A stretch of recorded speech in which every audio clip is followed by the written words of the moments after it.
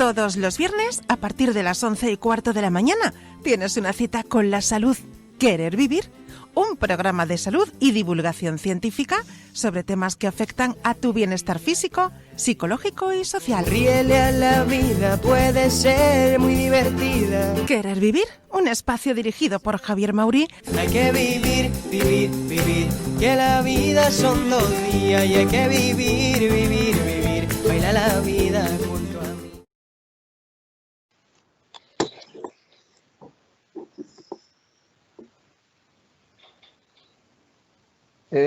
Saludos, queridísimos oyentes de Radio Mairena, la 107.4 de la FM. Muy buenos días. Esta es la emisión número 43 de Querer Vivir. Y hoy hablamos de salud sexual. Para ello contamos con Carmen Sánchez Carrión, que es psicóloga, es sexóloga por la Universidad de Almería, pertenece a la SEI, Sociedad Española de Intervención en Sexología, y es miembro acreditada de la Comisión de Igualdad y Género del Colegio de Psicología de Andalucía Oriental. Ha trabajado durante bastantes años, durante muchos años, en la universidad, en una unidad de atención sexológica para estudiantes, al tiempo que en consulta privada, y desde hace unos meses en el Centro Psicomedical de Almería. Antes de presentar a nuestra invitada, vamos a presentar a nuestros compañeros. Julián Ruiz, buenos días y bienvenido. Hola, muy buenos días, que estoy un poquillo yo ahora confundido, que encantado de estar aquí con vosotros como siempre. Nuestra azafata favorita, Luisa Angulo, muy buenos días y bienvenida. Buenos días, queridos amigos. Hoy estoy enormemente feliz porque me siento muy arropada. Tengo una fémina que siempre está solita aquí. Exactamente. Es verdad. Muy bien. Manuel Pan, buenos días y bienvenido, compañero. Hola, buenos días. Por mí encantado de estar una vez más aquí y decirle a Luisa que siempre se sentirá arropado por todos nosotros. Nunca mejor. Muy bonito. Nunca mejor. Y nuestro compañero entrañable también, Luis Aniza, buenos días y bienvenido, compañero. Muy buenos días, compañeros, a todos. Encantado de estar con vosotros otro viernes más. Y por supuesto, nuestra invitada de hoy, la psicóloga, sexóloga, Carmen Sánchez Carrión. Muy buenos días, bienvenida y muchas gracias por acompañarnos, Carmen. Hola, buenos días a todas y a todos. Encantada de estar con vosotros y de vivir esta experiencia. Un verdadero placer, igualmente, compañera. Bueno, vamos a comenzar y vamos a comenzar a hacer unas cuantas preguntas para ubicar un poquito lo que es el tema. Y va a comenzar nuestro compañero Antonio. Buenos días, yo soy Antonio, me presento yo solo. ¿Vale? Muy bueno. Pues Carmen, yo tenía aquí una pregunta que me preocupa, bueno, me interesa muchísimo saberlo, ¿no?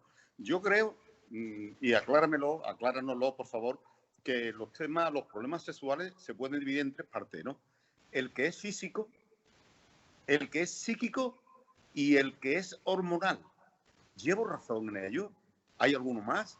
Bueno, a ver, no sé, esa clasificación, perdona, que se me acaba. Esa clasificación de la que tú me hablas, físico, o psíquico u hormonal, me parece un poco, no del todo muy acertada, porque todo lo que tiene que ver con físico termina también ocasionando trastornos psicológicos como consecuencia, y cuando tiene que ver con lo hormonal no deja de ser un trastorno físico, ¿no? Entonces, quizás la clasificación de trastorno tendría que ver, o como lo que siempre los manuales diagnósticos de salud mental le han dado, tiene que ver con los trastornos de respuesta sexual, un trastorno de algún tipo de disfunción sexual, o los trastornos que, bueno, aunque ahora el DSM-5, el trastorno, el manual diagnóstico ya no habla de él, o lo ha eliminado, los trastornos de identidad sexual, y luego, por otro lado, la parafilia. Esa quizás sí sea un poco el esquema de la clasificación de los diferentes trastornos sexuales. Porque lo que me cuentas de físico y psicológico, ya te digo que cuando es psicológico, cuando es físico, siempre acarrea algún tipo de malestar y de trastorno psicológico. Entonces, Carmen, ¿qué es cuando tenemos un trastorno sexual? ¿Cómo lo podemos definir? ¿Qué es un trastorno sexual? A ver, yo entiendo que como trastorno es de la falta de salud y de bienestar, ¿no? Todo lo que sea trastorno, no es solo el sexual, sino cualquier tipo de trastorno, al fin y al cabo es una ruptura con el equilibrio, con la felicidad, con el bienestar. Y cuando es un trastorno sexual es porque tiene que ver con esa falta de salud o esa falta de bienestar bueno, pues con lo que tiene que ver con nuestra salud, con lo que tiene que ver con nuestra sexualidad, con la respuesta sexual. En definitiva, yo creo que podríamos definirlo así. La OMS siempre, cuando habla de salud sexual, habla de una salud sexual integral. Entonces, tiene que ver con cómo nos percibimos como seres sexuales en un plano físico, en un plano mental, en un plano emocional e incluso en un plano social. Pero eso es como salud, es como nos tenemos que vivenciar de una forma óptima, pero el trastorno es todo lo que nos hace que no podamos vivenciarnos así, ¿no? Y a tu juicio, Carmen, ¿cuál de estos trastornos o cuál de ellos es más frecuente hoy día en nuestra sociedad? Sexualmente hablando, claro. ¿Qué trastorno es el más común? El más común que yo me puedo encontrar en consulta. Bien. ¿Sí? El más común que yo me puedo encontrar en consulta, fundamentalmente quizá lo que hay más, es cuando hablamos, por ejemplo, de pareja, un desequilibrio en cuanto a los deseos. Y en cuanto a... y estamos viviendo un tiempo que el deseo sexual hipoactivo está bastante extendido. Y aun a pesar de que se considere que siempre la falta de deseo sexual es femenino, la mayor parte de las veces lo es, pero también es cierto que hay una parte de deseo sexual hipoactivo masculina, ¿no? Esto se podría profundizar y poder ver quizás cuáles puedan ser las causas de esta falta de deseo sexual en masculina y cuál puede ser la femenina, porque no son, bajo mi criterio y bajo mi experiencia, no son las mismas. Pero yo creo que es lo más frecuente y lo que genera, sobre todo en pareja, más malestar. Claro, estamos hablando de parejas, ¿no? Sí. Pero a ti te van a la consulta personas que no tienen pareja estable con algún problema sexual, digamos, algún trastorno. Claro, claro. A ver, puede ser que no tengas pareja, pero, por ejemplo, en el caso de una mujer que tenga una anorgasmia, ¿no? O dificultad para conseguir el orgasmo. Esta mujer puede no tener pareja estable, pero sabe que en un momento determinado va a tener un encuentro sexual y entonces le inquieta y le desacomoda no ser capaz de conseguir un orgasmo. Pudiendo tenerlo a lo mejor ella misma a través de la masturbación, pero quiere o entiende que cuando vaya a un encuentro sexual, sea con pareja estable o un encuentro puntual, pues poder también llegar a sentirlo. Entonces, claro, y también cualquier tipo de disfunción sexual puede aparecer también de manera individual y cuando existe demanda, también puede existir demanda aunque no haya pareja. Evidentemente, o sea, podemos tener la perspectiva de que una falta de deseo sexual cuando no se tiene pareja, por ejemplo, no es algo problemático cuando no tienes pareja, porque ¿qué más da? Si no tengo deseo, pero el hecho de percibirse a uno mismo con una falta de deseo sexual, y teniendo en cuenta que se promociona e intentamos siempre que llegue el discurso de que la salud sexual tiene que ver con la salud integral de las personas, pues hay personas que también te llegan y dicen, bueno, yo recuerdo una viñeta que decía esto, yo deseo desear, ¿no? Es que no recuerdo ahora bien, pero era una viñeta cómica de una conversación entre mujeres y una le decía a la otra, yo deseo, no sé, pues deseo tener pareja, y la otra decía, yo deseo desear. Entonces, aunque no se tenga deseo, esto es algo que no sé si es fundamental. Y un trastorno, claro, entraríamos ya en lo psicológico, físico.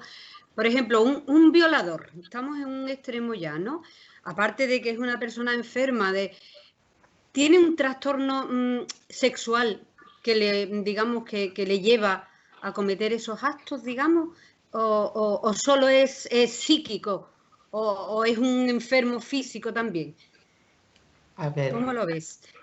Como yo lo veo, quizá un violador, podíamos encajarlo dentro de lo que tiene que ver con las parafilias. Si solo es capaz de conseguir placer sexual a través del sometimiento, a través del dolor, a través de una parafilia, el sadismo, a través del sometimiento de otra persona y del aprovechamiento de la falta de placer de esa persona. Lo que ocurre es que, por ejemplo, es un tema concreto de la violación que me toca, que también tiene muchísimo que ver con la sociedad y tiene muchísimo que ver con la educación sexual que estamos recibiendo y con la educación sexual que está llegando a nuestros jóvenes y a nuestra sociedad. La sexualidad últimamente se está vivenciando, yo creo, desde una perspectiva muy depredadora por parte del hombre hacia las mujeres. De ahí tanta proliferación de manadas y de estas cosas. Hace unos días se publicó la macroencuesta sobre violencia hacia la mujer. No sé si tuviste ya o habéis tenido la oportunidad de verlo. De violencia hacia la mujer, claro, dentro de las diferentes violencias está la violencia física, la psicológica, la económica y la violencia sexual, la que tiene que ver con la violencia sexual, tanto en pareja como fuera de pareja, pero los porcentajes y las estadísticas de violencia sexual fuera de la pareja es terrorífica. O sea, la incidencia es terrible, entonces tiene que ver con, aparte de que pueda ser una parafilia, para que sea parafilia, solo se puede recibir placer a través de esa conducta concreta. Pero es que ya no se trata de parafilia, se trata de conducta adquirida, de conducta aprendida socialmente, a través del porno, a través de internet, a través de... Y entonces, claro, nos encontramos con situaciones que son dramáticas. Entonces, ¿tratarlos como enfermos? Pues no sé, evidentemente legalmente tienen que aplicar las penas que requiera, pero aparte, aunque se pueda trabajar sobre ello, yo creo que también se tiene que trabajar muchísimo sobre educación. Cierto, gracias, Carmen. Carmen, soy Manolo. Mira, quiero hacer una pregunta. ¿Qué nos puede impedir tener una sexualidad plena? Es decir, no ya solamente que la pareja llegue al orgasmo, sino en el lenguaje callejero. ¿Qué puede pasarle en este caso al hombre para pegar, ya digo, en el lenguaje callejero, un gatillazo? Sí. ¿Qué puede ocurrir? ¿Qué puede pasar? Independientemente de cuando la mujer tiene la menopausia, pues es mucho más complicado todo esto. Pero a ver si me puedes explicar algo. Vale, o sea, es que en nuestra... ¿Qué puede influir? Todo. En nuestra sexualidad influye todo. La sexualidad es maravillosa, pero también es muy lábil, es muy influenciable por todo. Entonces, claro, la situación, fíjate ahora, nunca hemos tenido que enfrentarnos a una sexualidad bajo una situación de pandemia. Eso para empezar. Pero luego la situación económica que estamos viviendo en España y en el mundo entero, la situación de crisis, eso afecta a nuestra sexualidad. Cuando digamos que la sexualidad es como, o para mí yo entiendo que la sexualidad es como el perfeccionamiento del bienestar. O sea, es el sumum del bienestar. Cuando tú tienes, esto es como la pirámide de Maslow, cuando tienes las necesidades básicas cubiertas, a partir de ahí va cubriendo otro tipo de necesidades que quizás no sean tanto necesidades o más, pero la sexualidad siendo una necesidad sí que en algunas situaciones para que sea óptima pues eso es como, ¿cómo decirlo? Es que de alguna manera es como un plus, ¿no? Entonces, ¿qué lo afecta? Todo. Lo afecta todo. Lo afecta la situación, le afecta tener hijos, le afecta tener o no acceso a intimidad, le afecta el trabajo, si estás bajo situaciones de estrés, si tienes tiempo o no tienes tiempo para estar en pareja o para poder dedicar a tu sexualidad. Entonces, está afectado por todo. Evidentemente, lo que tiene que ver con lo físico. Cuando llega la menopausia para la mujer, cuando llega cierta edad para el hombre, donde a lo mejor no se consiguen erecciones tan importantes o empieza a haber... Aunque bueno, para todo esto ya, para eso también las farmacéuticas están trabajando, ¿no? Los medicamentos tienen mucho que ver también, Carmen. Claro, hay patologías, cuando hay patología física, como una diabetes o como no sé, igual, o patologías más graves como un cáncer o los cánceres de próstata también son, los cánceres femeninos también son muy importantes cuando tú te han quitado, te han hecho una esterectomía y ya no hormonas de la misma manera, o incluso una mastectomía y tu cuerpo ha cambiado y tú tienes que llegar a un encuentro sexual con un cuerpo que ya no identificas como tuyo y que con todas las consecuencias que esto tiene, ¿no? Para tu autoestima, para tu autopercepción, para compartir con otra persona. Claro, todo. Y el consumo de fármacos también. Yo tuve una operación muy grave y estuve 1 año y medio dado de baja y me pusieron quimio. Y le dije a la doctora, que mi hermanillo chico no levanta cabeza, es decir, ni va a levantar. Dice, olvídate de una temporada grande que esto no se levanta. Y claro, pues por eso le he dicho los medicamentos, sería consecuencia de la quimio, lo que me estaban metiendo y todo eso.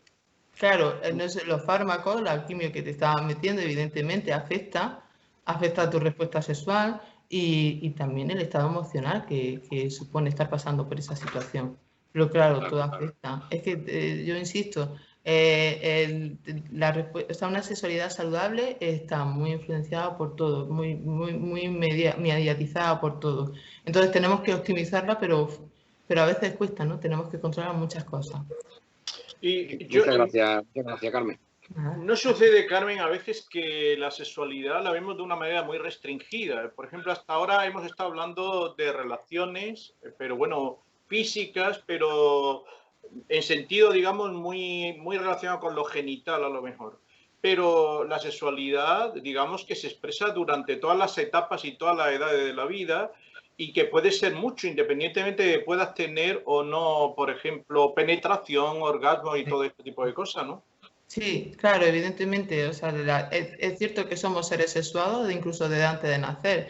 De hecho, hay incluso fotografía, o sea, más que fotografía, ecografía de bebés intrauterinos que ya están, no sé si podría decirse practicando la masturbación, pero sí estimulando sus genitales y esto nacemos como seres sexuados. Y desde muy pequeñitos, el descubrimiento de la sexualidad en los niños y niñas suele pasar cuando se les quita el pañal por primera vez, ¿no?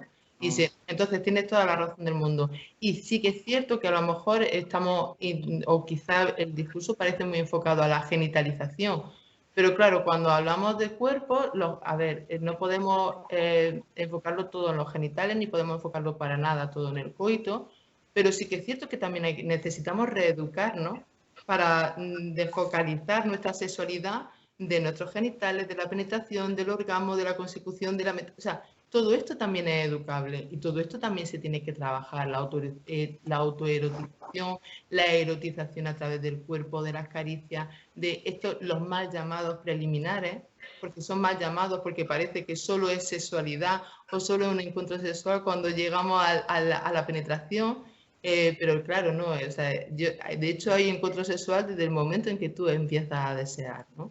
Incluso aunque sea en distancia.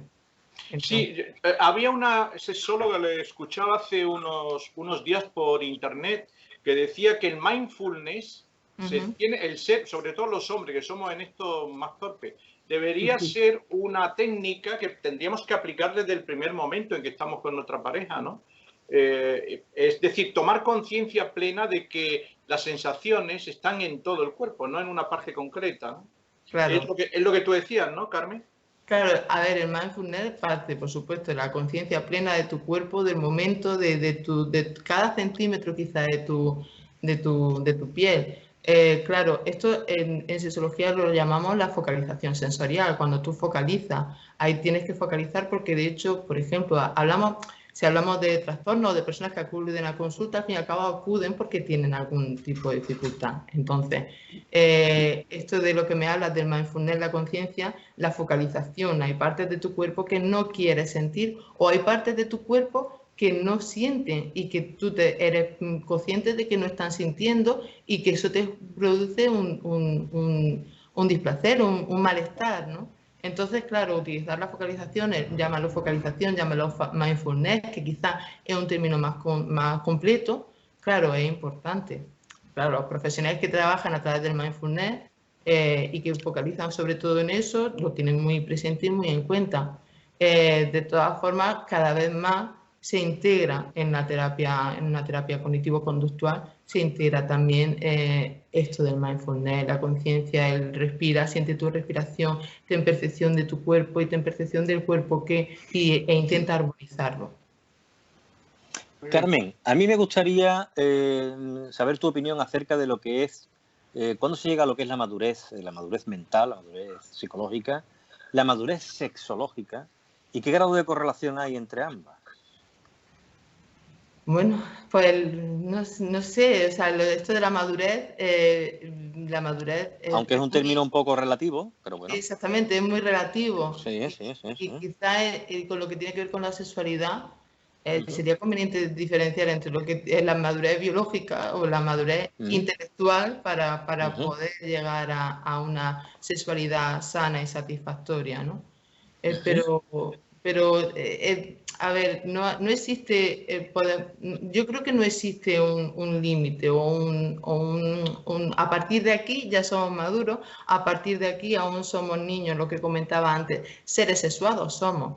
Lo que tenemos que trabajar o lo que tenemos que vivenciar en cada etapa de nuestra vida es diferente dependiendo, claro, de nuestra madurez sexual, pero desde bien pequeños o desde adolescentes normalmente se empieza a trabajar, por lo menos aquí en Andalucía, se empieza a trabajar con los chavales jovencitos, con los adolescentes, acerca de su sexualidad. Se hace a través de talleres y a través de charlas de los que hablan afectivos sexuales, con lo cual le hablan de sexualidad y le hablan de afectividad y le hablan de interrelaciones y le hablan de autoestima y le hablan de buen trato, de buenos tratos.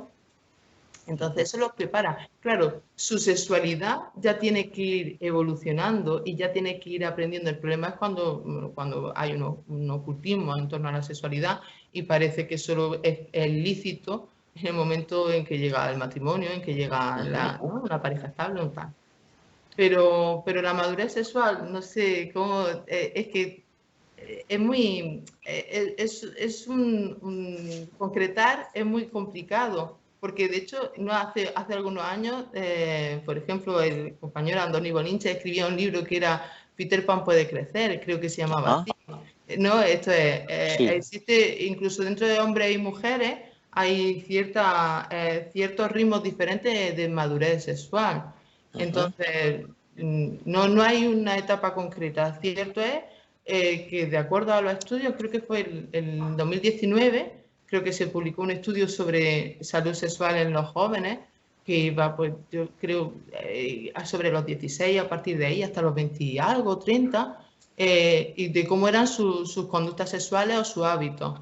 Es cierto que se hablaba de pérdida de la virginidad y entendemos por pérdida de la virginidad el primer contacto sexual penetrativo en torno a los 16 años. Pero cierto es que este estudio es ya digo que yo creo que del año pasado, con mucho.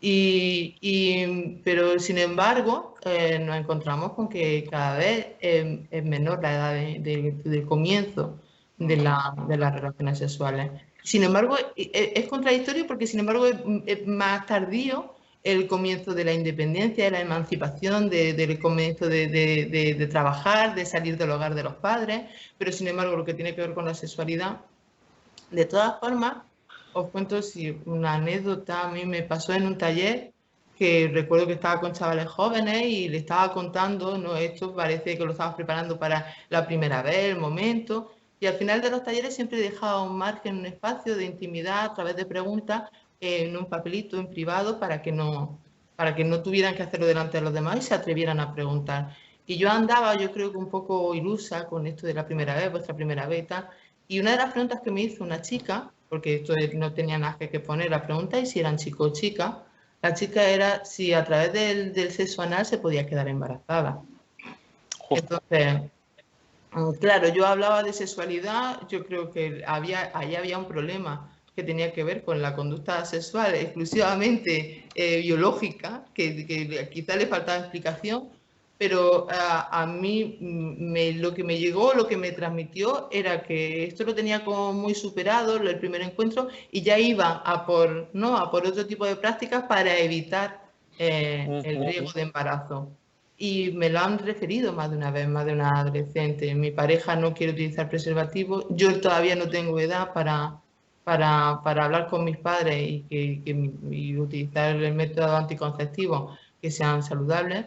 Y entonces se plantea esto, el sexo anal, para que no haya riesgo de embarazo. Entonces, no sé qué decirte, jugamos a mayores, a ser mayores, jugamos a tener madurez, pero luego en realidad no estamos ni siquiera preparados, ni siquiera sabemos que el embarazo tiene que ser a través de penetración vaginal, ¿no? Sí. Es curioso, es curioso. Antes referiste el tema de que hoy a los chavales se les empieza a educar, ¿no? De una forma con talleres, ¿eso está integrado en los planes educativos o es un anexo, o es algo, digamos, a nivel exterior a lo que es el plan educativo? A ver, yo quizá a lo mejor no soy la más adecuada para responderte esto. Imagino que lo saben mejor desde educación. Lo que yo tengo claro es cuando nos llaman, siempre suelen ser actividades puntuales. Por desgracia no está integrado. Ahora, igual que, no vuelvo a lo mismo, igual que ahora se está reclamando un profesional sanitario dentro de los centros de educación por la situación del COVID y todo esto. O sea, deberían también... Mira, en los institutos, este es el mundo que yo conozco, en fin, he estado de orientador varios años, entonces, realmente hay un programa que se llama Forma Joven, que es un concierto entre educación y la Consejería de Salud, que se establece en los centros y donde hay personas especializadas, sobre todo del mundo, digamos, de la salud, que van y dan charla, pero no son sexólogos, ojo. Entonces, ahí sobre todo la preocupación mayor estriba en que las personas, sobre todo los adolescentes, pues bueno, prevenir enfermedades sexuales y prevenir el embarazo. Pero claro, esto es una mínima parte de lo mucho, ¿no?, que es la sexualidad. Entonces, por desgracia, no hay una educación sexual en absoluto. No hay una educación.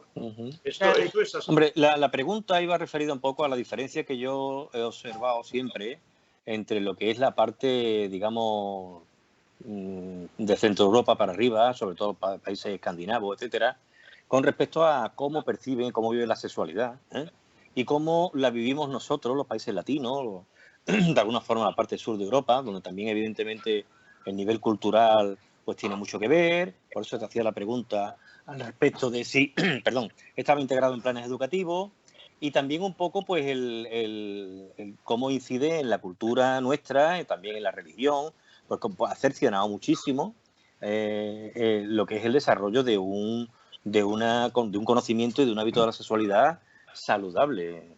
No sé si lo ves igual, pero la diferencia es significativa. Desde hace mucho tiempo, ¿eh? A ver, pues probablemente haya bastante diferencia en cuanto a lo que yo conozco y lo que comentaba el compañero. Sí que es cierto que todo lo que tiene que ver con educación, por desgracia, casi todo es sanitario. O sea, no es ya desde una enfermería, normalmente son enfermeros o enfermeras, como muchos médicos o médicas que van y hablan de esto, de lo que ha comentado. Entonces, claro, jugamos es como jugar en otra liga, ¿no? Cuando hablamos de salud sexual, esto es solo una pequeña parte, porque además el discurso que le damos cuando vamos a hablar de sexualidad, si solo le hablamos de SIDA, si solo le hablamos de infecciones de transmisión sexual, si solo le hablamos de miedo al embarazo, terminamos consiguiendo que tengamos un miedo, y esto también pasa. Un miedo a la sexualidad, un miedo que es terrible. Entonces, que en Europa, o sea, en los países escandinavos sea diferente, quizá me falta conocimiento. Conozco sobre todo lo que tiene que ver con nuestra sociedad, con nuestra sociedad. española, ¿no? Pero sí tenemos muchísimo por hacer. Lo que ocurre es que no se reconoce la labor y esto Javier me lo comentaba, ¿no? Como orientador, normalmente son los orientadores los que contactan a través del Forma Joven, ¿no? Se llama así el programa. Forma Joven. Pero que Forma Joven también tiene que ver con prevención de drogodependencias, con otro, como un concepto de alimentación saludable, ejercicio físico, digamos que meten la sexualidad, la están metiendo en un cajón desastre o de muchas cosas que tienen que ver con salud, pero no tiene entidad por sí misma y es solo pues, desde una perspectiva medicalizada o médica. Debería, claro, nosotros querríamos estar presentes, sobre todo porque además desde la base estamos evitando problemáticas futuras. Igual que el feminismo no deja de hablar de lo importante que tiene que ver la educación para que podamos salir de esta sociedad machista y patriarcal que termina convirtiendo las conductas sexuales en abusivas o en depredadoras, lo que hablábamos antes, ¿no? Igual con la educación sexual, que tiene que ver también con el respeto al otro, con la autoafirmación, con el placer, con el reconocimiento del placer de la persona que está conmigo y del mío propio, ¿no? Quisiera, Carmen, preguntarle, Sí. ¿existe el machismo también en el aspecto sexual de la pareja? Claro. El machismo, esto es lo que acabo de comentar, claro, el machismo está en todas partes. El machismo está absolutamente en todas partes y por supuesto en la sexualidad no iba a ser menos. Y no solo no es que no iba a ser menos, sino que se utiliza como herramienta, siempre se ha utilizado la sexualidad como herramienta para someter a la mujer. La mujer ha tenido a lo largo de la historia la única virtud o capacidad de la procreación. La sexualidad para la mujer estaba exclusivamente definida desde el punto de vista de la procreación y la reproducción. Luego estaba el hombre que sí que tenía derecho a tener placer y que tenía derecho... Entonces es una manera de controlar a la mujer. Quizás tenga que ver con, bueno, pues, con asegurarme de que mi prole es mía y mantener esto es nuestra cultura judeocristiana, ¿no? De la exclusividad sexual y todo. Claro, el machismo influye en la salud sexual de las mujeres, influye y también en la salud sexual del hombre, que cuando trasciende de todo esto, también se encuentra con parejas sexuales, en el caso de la heterosexualidad, con parejas sexuales que acarrean problemáticas y ellos mismos.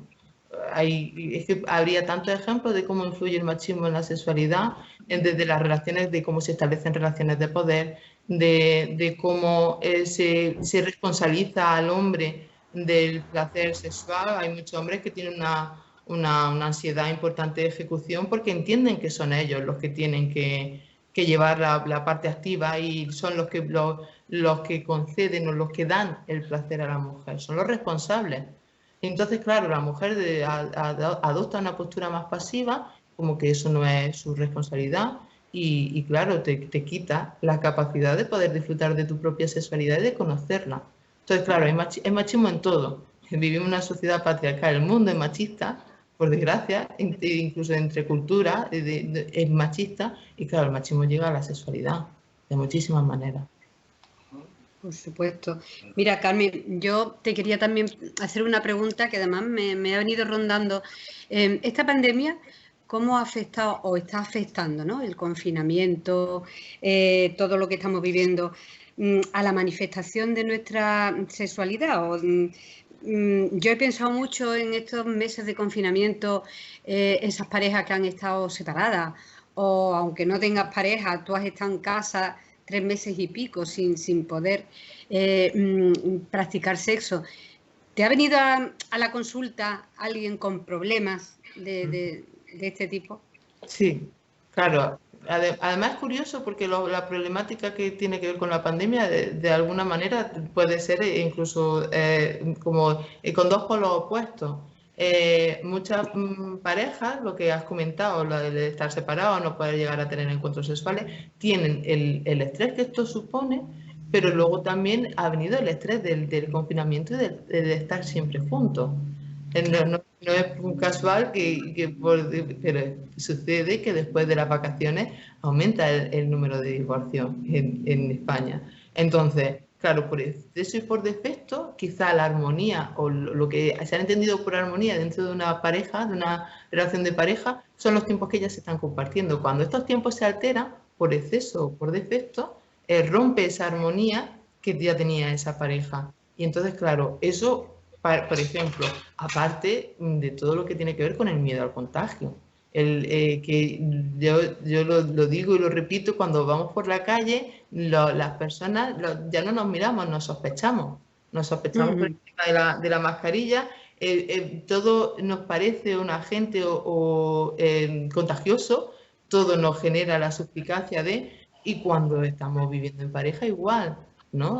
Vienes de la calle, eres tú el que te ha encargado, vienes del trabajo, por tu trabajo, por tal, y además, a ver, se han editado y se han publicado de alguna manera protocolos para ver cómo vivenciar la sexualidad en los tiempos del COVID.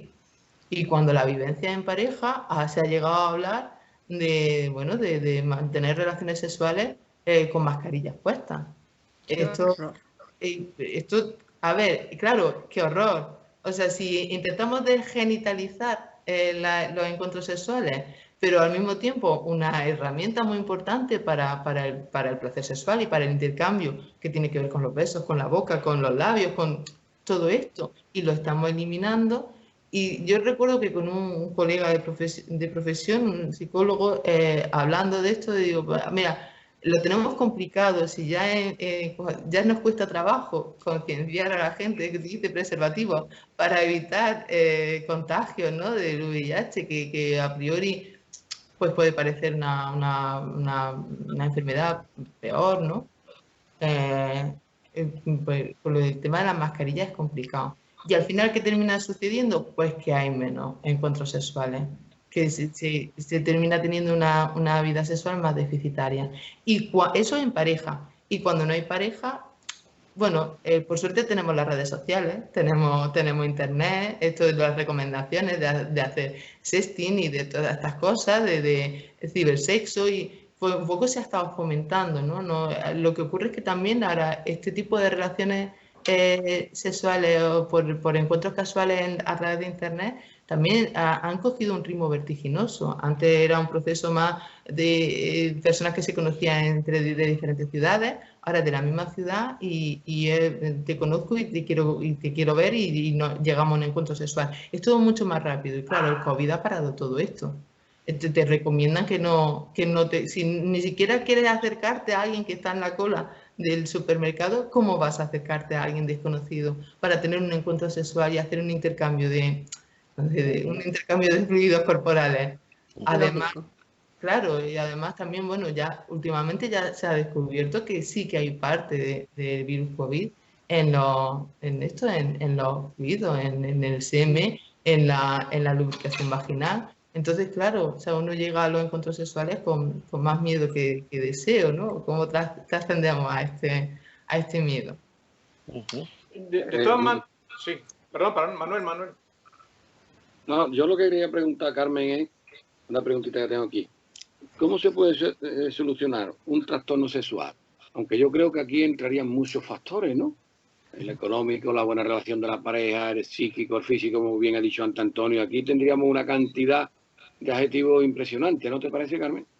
Claro, a ver, solucionar un trastorno, primero la percepción de que existe. A nivel individual, bueno, se puede gestionar de una manera lo que había comentado antes. Puedes no sentir que necesita ayuda y, bueno, tú vas a tu ritmo. Pero en cuanto a pareja, sucede a veces que acuden a terapia porque uno de los miembros de la pareja se empeña y demanda del otro pero primero tienes que reconocer que existe y esto no siempre pasa dentro de una pareja, porque lo que tú vivencias como un problema, yo no lo estoy vivenciando como un problema. Eso para empezar y para poder solucionarlo. Y luego, una vez que te pones, también necesitas la colaboración. Siempre, en terapia, siempre que haya pareja, en terapia sexual, en terapia, siempre necesitamos la colaboración de la pareja. Siempre que hay pareja. Entonces, claro, Y necesitamos generar espacio y necesitamos, por supuesto, también determinar o discriminar que pueden haber factores orgánicos que están influenciando en estos trastornos. Entonces, buscar profesionales, dar valor a los profesionales. Por desgracia, quizás todavía a lo mejor en la cultura en España, en la cultura no está del todo reconocido, integrada la labor del psicólogo. Pues imagínate la labor del sexólogo, de la sexóloga, de la sexología, aún menos. Entonces, la manera de solucionarlo, dependiendo de cada caso, es muy variada, ¿no? Pero sí, para empezar a reconocerlo y una vez que lo has reconocido, buscar ayuda profesional. Muy bien. Sí. Muy bien. Mira, yo quería también hacerte una pregunta, Carmen, relacionada un poco con los nuevos modelos de sexualidad derivada de una sociedad más diversificada a través de los distintos géneros LGTBI. Entonces, esto me imagino que en tu consulta pues te habrá planteado más de una vez situaciones problemáticas muy distintas que hace unos años no se planteaban, ¿no? Bueno, quizá probablemente, o sea, todo lo que tiene que ver ahora con la percepción de la identidad sexual, aunque fíjate todo el discurso que hay ahora y que ya se ha quitado, o sea, ya no se entiende como un trastorno, lo que comentaba antes, los manuales diagnósticos ya no lo entienden como un trastorno, pero no deja de ser un choque para la persona. Entonces deja de ser un choque también porque la sexualidad tiene que ver mucho con, no totalmente con la autoafirmación a través del otro. Si yo me siento mujer, si yo me quiero vivenciar como mujer, pero y mi orientación sexual es heterosexual y me gustan los hombres, pero resulta que las personas que a mí me gustan y que a las que yo enfoco mi deseo sexual me están vivenciando como algo extraño o algo poco erótico, claro, esto rompe mucho, hace mucho daño. Entonces, claro, es una conflictiva y aún a pesar de que se están luchando por los derechos LGTBI, por los derechos de la integración, pero no deja de, claro, siempre es complicado y lo que te plantea, bueno, pues la mayor parte de las veces es intentar por lo menos reconocerse en sí mismo e intentar en sí misma e intentar vivenciar su sexualidad para a partir de ahí poder compartirla. Pero todavía hay muchas personas que están en su propio proceso. No sé si contesto un poco tu pregunta. Sí, lo que ocurre es que yo ahora me pierdo cuando veo programas en televisión donde se trata el tema muy bien, por cierto, entre el mundo de la diversidad sexual. Pero hay situaciones tan absolutamente complejas y complicadas que se nos escapan muchas veces. Y creo que estas personas pueden sentir, pues, tener nuevos problemas sexuales que antes a lo mejor no se conocían. Por ejemplo, las personas poliamorosas, que cuando se habla de una persona que tiene muchísimas relaciones, o personas que ni siquiera tienen deseo sexual y lo consideran como algo normal, no quieren, digamos, tener pareja con nadie, simplemente vivir con ellos mismos. O incluso alguien hablaba, que a mí me sorprendió, una persona que decía que se había enamorado de un edificio. Decía, esto para un psicólogo, para vosotros, tiene que ser algo muy complicado, ¿no? Tratarlo a veces, ¿no? Claro, pero nos tiene que llegar, o sea, esto es lo que decía antes, tiene que existir demanda. Si hay alguien esto del edificio me recuerda un poco a la película de Woody Allen, ¿no? Todo lo que quiso saber sobre sexo, que nunca se atrevía a preguntar, ¿no? Sí. Entonces, claro, nos tiene que llegar porque lo tienen que vivenciar como algo como un malestar, lo tienen que vivenciar como algo que no les deja ser felices. Claro. Entonces, a partir de ahí, claro, hay situaciones, a ver, que son, claro, son muy complejas, pero esto que me hablaba antes de las relaciones, el poliamor, las relaciones de poliamor normalmente siempre tienen o llevan aparejadas, y probablemente quien sea poliamoroso no estará de acuerdo conmigo, pero llevan aparejadas relaciones de poder. Y porque normalmente las relaciones poliamorosas suelen ser de un varón con varias mujeres. Claro. Sí. Entonces, esto estamos reinventando no estamos reinventando, le estamos cambiando el término a algo que nunca ha sido beneficioso para la mujer, lo estamos maquillando. Entonces, claro, yo creo, además, que creo recordar que había hasta un programa de mi segunda esposa, o no sé, estaban editando o echando hace poco televisión, ¿no? Y con una naturalidad, claro, esto lo tienen que vivenciar como problema. Si no lo vivencian como problema, porque parece que no llegan a consulta. ¿Y que tiene consecuencias? Hombre, tiene consecuencias, por ejemplo, para los niños y las niñas que se crían en unos contextos así. Es muy chocante. Entonces, en clase todos tienen mamá y papá, y yo en mi casa tengo papá, mamá 1, mamá 2, mamá real, no es todo puede generar. Pero a ver, ya digo, pues, solo llega a nosotros si se vivencian como algo problemático. Es como los intercambios de pareja, los swingers y todo eso. Suele ser siempre un miembro de la pareja quien tira de la otra y al final termina generando disconfort. No estoy de acuerdo, pero cedo ante amenaza incluso, o ante chantaje emocional, o ante... Pero claro, genera malestar. Y al final lo que termina sucediendo es que pues, la pareja es terrible, pero a veces cuando te llega una pareja, lo mejor que les puedes decir o lo que te gustaría decirles es que lo mejor es que os separéis, ¿no? Lo mejor que podéis hacer el uno por el otro es romper esta relación. Y entonces, claro, se dan ese tipo de cosas, pero tienen que llegar, ¿no? Y tienen que vivenciarlo como un malestar.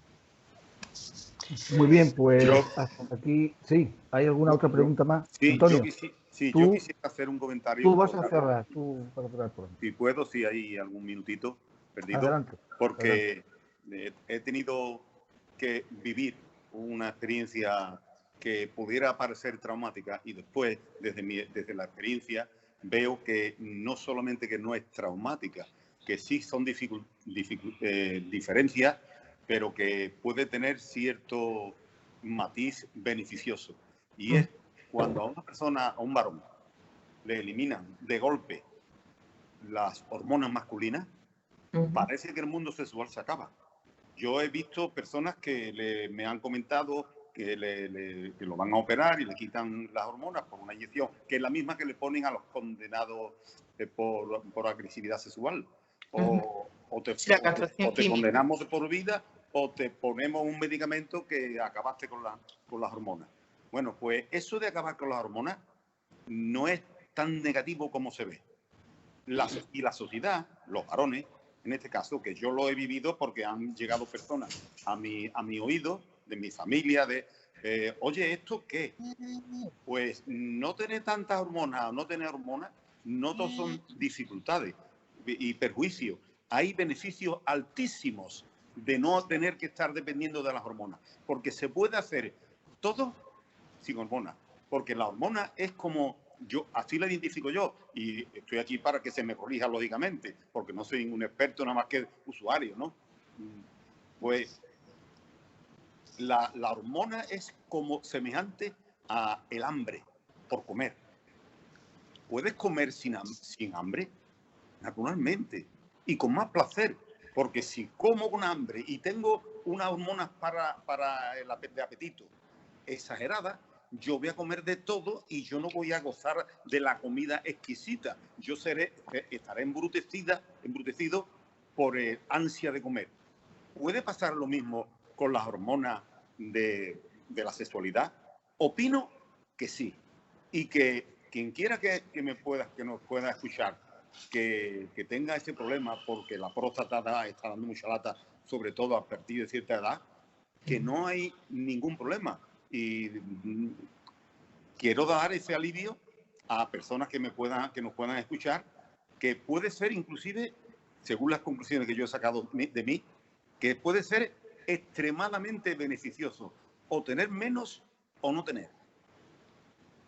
Claro, a ver, tiene que ver con la capacidad de reinventarse, tiene que ver con el enriquecimiento erótico. O sea, cuando tú no tienes o no puedes llevar a cabo las prácticas habituales, esto que habías aprendido, incluso a veces de manera mecánica, o que no te habías parado, en el momento en que te obliga a reinventarte, también supone un enriquecimiento. Todo lo que sea modificar conductas aprendidas, todo lo que sea ampliar conducta, supone un enriquecimiento, y en este caso un enriquecimiento erótico. A ver, las hormonas tienen sus funciones, Y es importante para la mujer como, bueno, pues para el hombre, para la erección, para la mujer, para la lubricación, todo lo que tiene que ver con el deseo también afecta a él. Claro, es la parte inconsciente, ¿no? La parte que no podemos controlar de nuestro cuerpo, son importantes. Pero sí que es cierto que ante la falta, o sea, nos reinventamos y de lo que hablaban, ¿no? Podemos salir beneficiados de ese enriquecimiento, de cambiar nuestras perspectivas. Yo siempre digo que la vida es una continua toma de perspectiva, porque es un continuo aprendizaje. Si quiero aprender, tengo que cambiar la perspectiva, porque si me enfoco en lo que siempre estaba haciendo, nunca voy a terminar de aprender. Entonces me quedo donde estoy. Entonces, claro, tiene que ver con eso, con salir de lo que es la rutina de siempre, lo que he aprendido, para reinventarme y reaprender. Muy bien, pues Carmen Sánchez Carrión, psicóloga y sexóloga en Almería, muchísimas gracias por estas clases magistrales, hemos aprendido mucho y aquí en Radio Medina tienes tu casa, compañera. Muy bien, muchas gracias, Carmen. Muchas gracias, Carmen. Gracias, Carmen. Gracias, Carmen. Muchas gracias, compañeros. Muchas gracias. Gracias a todos. Adiós. Buen fin de Siempre, semana. Carmen. Gracias.